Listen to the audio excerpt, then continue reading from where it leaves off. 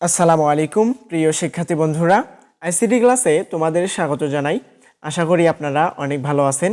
আজকের লেকচারের বিষয়বস্তু ন্যানোটেকনোলজি। ন্যানোটেকনোলজি আজকের আলোচনার বিষয়বস্তু। আইসিটি চ্যাপ্টার 1-এর এটি 8 নম্বর ক্লাস। আইসিটি চ্যাপ্টার 1-এ এর আগে 7টি ক্লাস হয়ে গিয়েছে। যারা আগের ক্লাসগুলো দেখোনি, এই ভিডিওর ডেসক্রিপশন বক্সে একটি প্লেলিস্ট লিঙ্ক দেওয়া থাকবে, সেখান থেকে তোমরা ভিডিওগুলো দেখে আসতে পারো। তো আজকের লেকচারের বিষয়বস্তু হচ্ছে ন্যানোটেকনোলজি। তো চলো ন্যানোটেকনোলজি নিয়ে কিছু ধারণা নেই। ন্যানো শব্দটি গ্রিক শব্দ ন্যানোস থেকে এসেছে, যার অভিধানিক শব্দ ড্রাফ, যার অর্থ হচ্ছে বামন বা জাদুকারী ক্ষমতা সম্পন্ন ক্ষুদ্রকৃত মানুষ। কিন্তু এটি অর্থ আমরা জানি যে ক্ষুদ্র। ন্যানো শব্দের অর্থ হচ্ছে ক্ষুদ্র। তো এটি মাপের একক হিসেবে ব্যবহৃত হচ্ছে। এটি 1 মিটারের 100 কোটি ভাগের 1 ভাগ হচ্ছে ন্যানোমিটার, যা 1 ন্যানোমিটার সমান সমান 10⁻৯ মিটার। তো আমরা অবশ্যই জানলাম ন্যানো শব্দটি গ্রিক শব্দ ন্যানোস থেকে এসেছে, যার অভিধানিক শব্দ হচ্ছে ড্রাফ, এবং ড্রাফ অর্থ হচ্ছে জাদুকারী এবং বামন, জাদুকারী ক্ষমতা সম্পন্ন ক্ষুদ্রকৃত প্রাণী।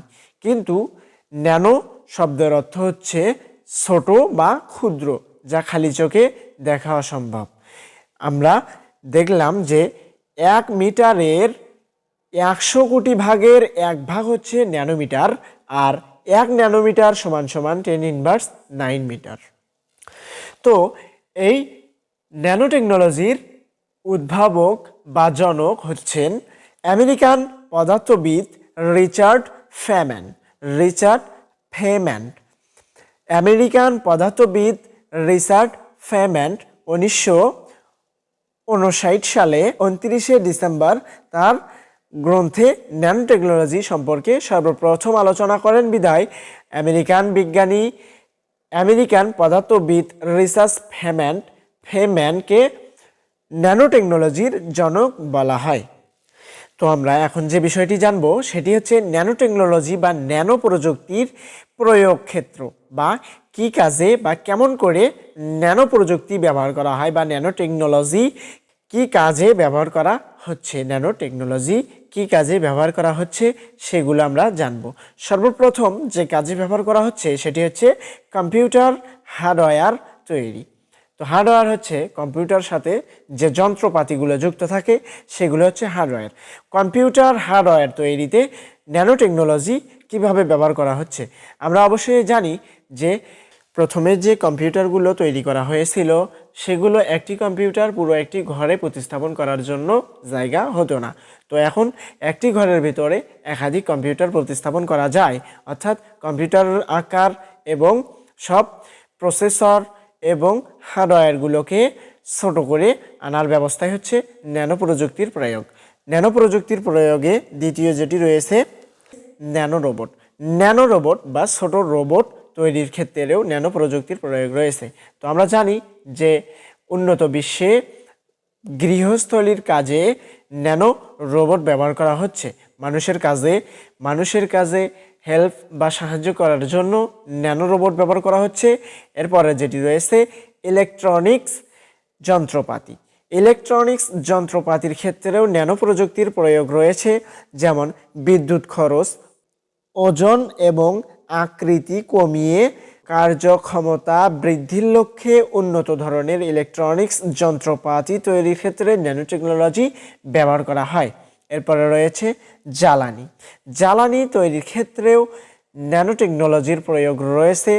এরপরে ঔষধ তৈরির ক্ষেত্রেও ন্যানোটেকনোলজির প্রয়োগ রয়েছে।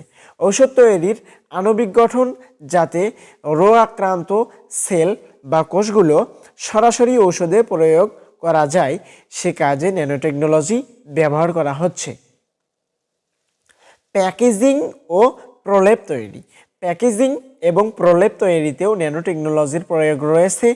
এরপরে রয়েছে বস্ত্রশিল্পে ন্যানোটেকনোলজির প্রয়োগ রয়েছে। এরপরে যেটি রয়েছে ক্যান্সার নির্ণয় ও নিরাময়ের ক্ষেত্রে ন্যানোটেকনোলজির প্রয়োগ রয়েছে। খেলাধুলা সামগ্রী খেলাধুলার সামগ্রী ইত্যাদি ক্ষেত্রেও ন্যানো টেকনোলজির ব্যবহার লক্ষ্য করা যাচ্ছে।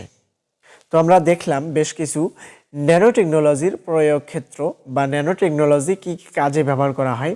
প্রথমে যেটি রয়েছে সেটি হচ্ছে কম্পিউটার হার্ডওয়্যার তৈরি, ন্যানো রোবট, ইলেকট্রনিক্স যন্ত্রপাতি, জ্বালানি, প্যাকেজিং ও প্রলেপ তৈরি, ঔষধ তৈরি, বস্ত্রশিল্পে, ক্যান্সার নির্ণয় ও নিরাময়, খেলাধুলার যন্ত্রপাতি বা খেলাধুলার সামগ্রী ইত্যাদি ক্ষেত্রে ন্যানো টেকনোলজির ব্যবহার বা প্রয়োগ রয়েছে। এরপরে যে বিষয়টি আমরা জানব সেটি হচ্ছে খাদ্য শিল্পে ন্যানো টেকনোলজির গুরুত্ব। খাদ্য উৎপাদনের রং এবং স্বাদ বৃদ্ধিতে ন্যানো টেকনোলজির গুরুত্ব অপরিসীম। খাদ্য শিল্পে এমন ন্যানো টেকনোলজির ব্যবহার করে ন্যানো স্কেলে খাদ্য উপাদান উৎপন্ন করা হচ্ছে যা খাদ্যের রং এবং স্বাদ বৃদ্ধি করতে সক্ষম। অর্থাৎ খাদ্য শিল্পে এমন ন্যানো টেকনোলজি ব্যবহার করা হচ্ছে যাতে উৎপাদনকৃত খাদ্য উন্নত করা যাচ্ছে এবং খাদ্যের রং এবং স্বাদ বৃদ্ধি করা হচ্ছে ন্যানো টেকনোলজির মাধ্যমে। খাদ্য প্যাকেজিংয়ের ক্ষেত্রে ন্যানো টেকনোলজির গুরুত্ব অপরিসীম। অর্থাৎ খাদ্য প্যাকেজিংয়ের সময় খাদ্য যেন নষ্ট না হয়, যেমন চিপস, বিস্কিট ইত্যাদি প্যাকেজিং করার ক্ষেত্রে ন্যানো টেকনোলজি ব্যবহার করা হচ্ছে এবং এর সঙ্গে রয়েছে খাদ্য সংরক্ষণের ক্ষেত্রে ন্যানো টেকনোলজির গুরুত্ব। তো আমরা দেখলাম যে খাদ্য ক্ষেত্রেও ন্যানো টেকনোলজির গুরুত্ব অপরিসীম। এরপরে আমরা দেখব যে ন্যানো প্রযুক্তির সুবিধা এবং অসুবিধা। প্রথমে আমরা দেখব যে ন্যানো প্রযুক্তির সুবিধা। প্রথমে যেটি রয়েছে, পানি বিশুদ্ধকরণে ন্যানো টেকনোলজি ব্যবহার করা যায়। পানি বিশুদ্ধকরণে ন্যানো টেকনোলজি ব্যবহার করা যায়। দ্বিতীয়ত,